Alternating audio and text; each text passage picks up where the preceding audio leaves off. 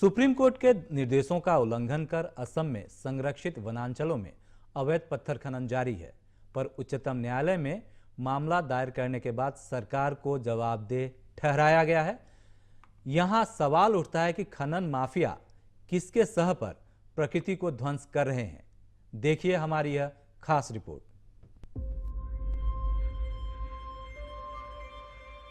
असम के 7 संरक्षित वनांचल में जारी है अवैध पत्थर खनन। उच्चतम न्यायालय ने सरकार को जवाबदेह बनाया। असम के 7 संरक्षित वन क्षेत्रों में अवैध पत्थर खनन जारी है। अवैध रूप से कैसे पत्थर खनन किया जा रहा है, इस पर उच्चतम न्यायालय में मामला दायर करने के बाद सरकार को जवाबदेही ठहराया गया है।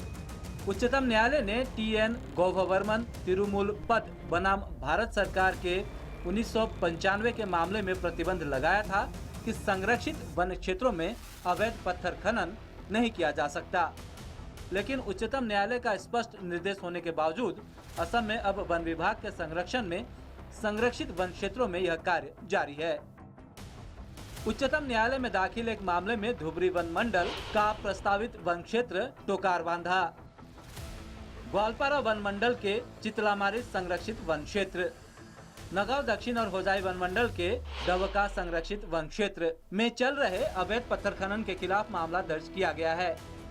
उक्त मामले में नगांव वन मंडल की अन्य 3 संरक्षित वन क्षेत्रों क्रमशः सोनाईकुची, कंदली और ढोलपहाड़ संरक्षित वन क्षेत्र में हेक्टेयर अवैध पत्थर खनन का आरोप लगाया गया है। राजनीतिक रूप से मजबूत सर्कल ने 1 साल के लिए 1 हेक्टेयर क्षेत्र में पत्थर खनन की अनुमति ली थी, लेकिन आज कम से कम 6 से 7 वर्षों से 30 हेक्टेयर से अधिक क्षेत्रों में अवैध रूप से पत्थर खनन करने का आरोप लगा है। जानकारी के अनुसार नगांव वन मंडल के अंतर्गत सोनाईकुची संरक्षित वन क्षेत्र के अंतर्गत 1 हेक्टेयर भूमि में गांधी को पत्थर खनन की अनुमति राज्य सरकार ने प्रदान की थी। ग्वालपारा वन मंडल के चितलामारी संरक्षित वन क्षेत्र, नगांव दक्षिण और होजाई वन मंडल के डबका वन क्षेत्र में चल रहे अवैध पत्थर खनन के खिलाफ मामला दर्ज किया गया है। उक्त मामले में नगांव वन मंडल की अन्य 3 संरक्षित वन क्षेत्रों क्रमशः सोनाईकुची, कंदली और ढोलपहाड़ संरक्षित वन क्षेत्र में हेक्टेयर अवैध पत्थर खनन करने का आरोप लगाया गया है। FP/AS/QRY/27/02/2017 नंबर के निर्देश के माध्यम से गांधी ने उल्लेखित क्षेत्र में वन की अनुमति प्राप्त करने के बाद उक्त भूमि की श्रेणी बदलने की कोशिश की थी।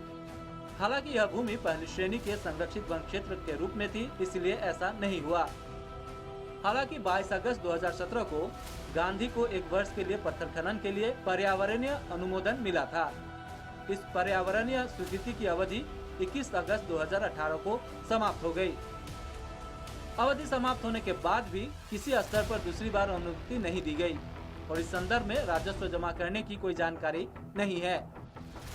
लेकिन अवधि समाप्त होने के बाद वन विभाग के अधिकारियों की निगरानी में बिना किसी रोक-टोक के हेक्टेयर भूमि पर खनन जारी है।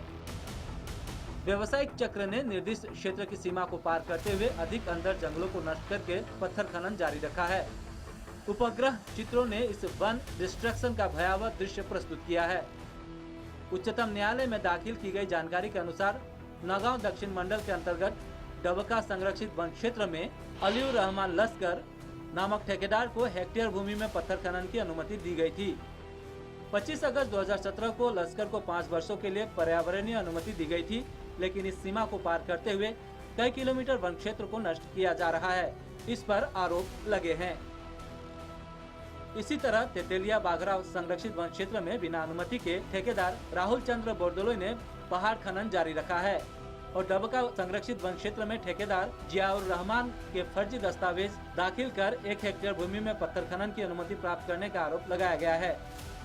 इस पूरे अवैध कार्य में सरकार के शीर्ष स्तर के प्रत्यक्ष संरक्षण के आरोप लगे हैं, जिनके परिणाम स्वरूप कानून की धज्जियां उड़ाते हुए अनियंत्रित ढंग से पत्थर खनन और वन क्षेत्र का विनाश जारी है। इसके अलावा इस अवैध खनन के सैटेलाइट चित्रों सहित कई महत्वपूर्ण जानकारी अदालत में प्रस्तुत की गई है। इस मामले की पूरी सुनवाई अदालत में 30 जुलाई को निर्धारित है। Bureau report, any news.